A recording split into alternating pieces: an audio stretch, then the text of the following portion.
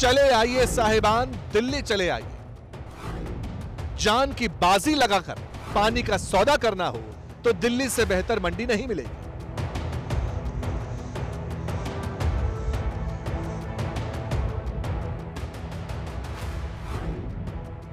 दाना पानी और बिना छत लोगों को देखना हो तब भी दिल्ली से बेहतर डेस्टिनेशन नहीं मिलेगा। दिल्ली की तबाही का यह तमाशा किसने सजाया?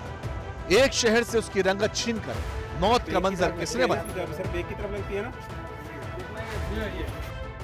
लोगों से पूछिए तो नेताओं का नाम लेते हैं।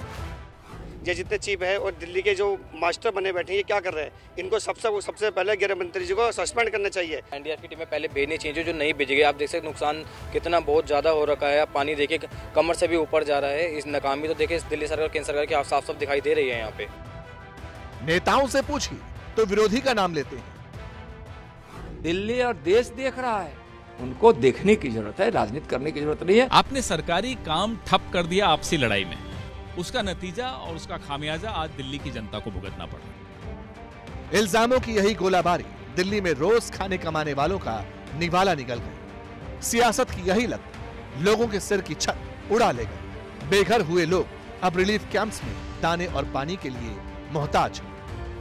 यूं तो यमुना नदी का जलस्तर बढ़ने से पूरी दिल्ली के कई इलाके पानी में डूबे हुए नजर आ रहे हैं, लेकिन पीने की पानी की अब भी किल्लत है। ये लाइन, ये बड़ी बड़ी कतारें आपको इस बात का प्रमाण देंगी। तस्वीरें हम आपको दिखा रहे हैं इस वक्त मयूर विहार में मौजूद रिलीफ कैंप की, जहां पल भर का रिलीफ लोगों के लिए नहीं है।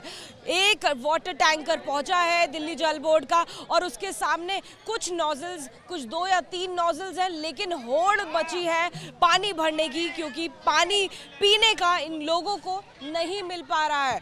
पानी की दिक्कत हो रही है यहाँ? दिक्कत हो रही है। कब पानी आ रहा है? शाम से भी आया है। काफी देर से खड़े हैं।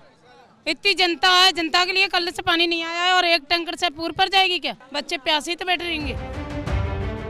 साहब, ये तो रिलीफ कैंप वाले हैं जिनके नाम तकलीफों का पट्टा पहले से ही कटा हुआ है। परेशानी में तो दिल्ली की वो 25% आबादी भी है जो घरों में रहती है, क्योंकि बाढ़ ने, सैलाब दिल्ली के 3 वाटर ट्रीटमेंट प्लांट बंद कर दिए हैं। इन्हें ठीक होने में अभी वक्त तो लगेगा। तो वाटर ट्रीटमेंट प्लांट जो हैं हमारे 3, चंद्रावल, ओखला और वजीराबाद, ये तीनों एकदम यमुना के किनारे पे हैं। वहाँ पानी एंटर कर गया, वहाँ आप चला नहीं सकते, चलाएंगे तो करंट आ जाएगा। तो जब तक पानी का लेवल कम नहीं होगा, पानी का लेवल कम होने के बाद भी 24 घंटे लगेंगे मशीनों को सुखाने में, तब चालू हो पाएगा। दिल्ली को किसने डुबोया? दिल्ली के बाशिंदों को बेघर किसने बनाया? लोगों को पानी की एक एक बूंद के लिए किसने तरसाया? सब बताएं। हर चेहरे से नकाब हटेगा, लेकिन पहले राजघाट का हाल देख लीजिए, जहां यमुना के पानी में बापू की समाधि डूबी हुई है। बेग की तरफ लगती है ना, सर बेग की तरफ लगती है ना।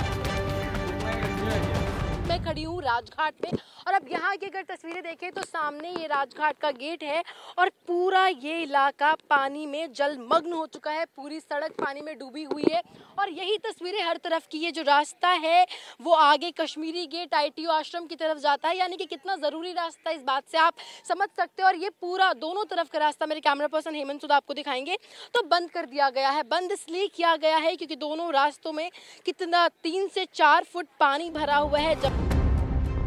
अब उस सिविल लाइंस का भी हाल देख लीजिए, जिसमें दिल्ली के CM अरविंद केजरीवाल रहते हैं। केजरीवाल का घर भले ही सूखा हो, सिविल लाइंस डूबा हुआ है। सिविल लाइंस का ये जो घर हैं, ये जो दुकानें हैं, ये सब डूबे हुए, पानी अंदर तक चला गया है। सामने एक कार, सुनील ये दिखाइएगा, एक और कार है, ये लगभग डूब चुकी है। इसके पहले की जो कार थी वो तो फिर भी कुछ गनीमत थी, लेकिन ये लगभग ये कार डूब चुकी है। सामने एक मंदिर है, वो मंदिर भी डूब चुका है और ये पूरा एक सिलसिला है। आगे स्वामीनारायण मंदिर दिख रहा है मुझे और वहां तक भी पानी पहुंचा हुआ है।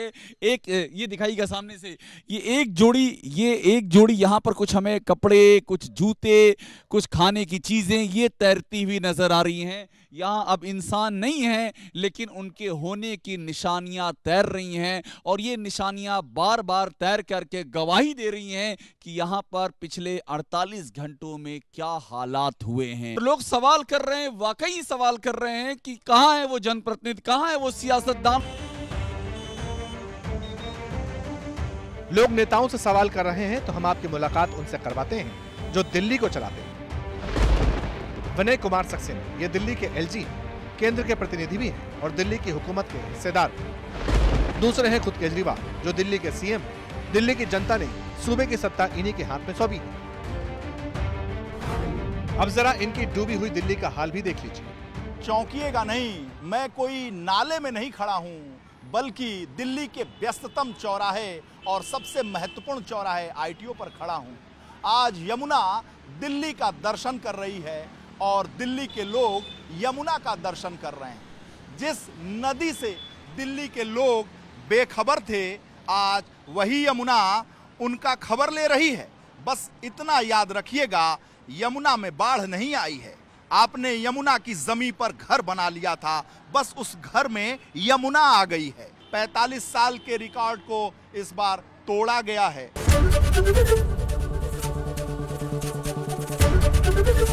एबीपी गंगा, खबर आपकी, जुबान आपकी।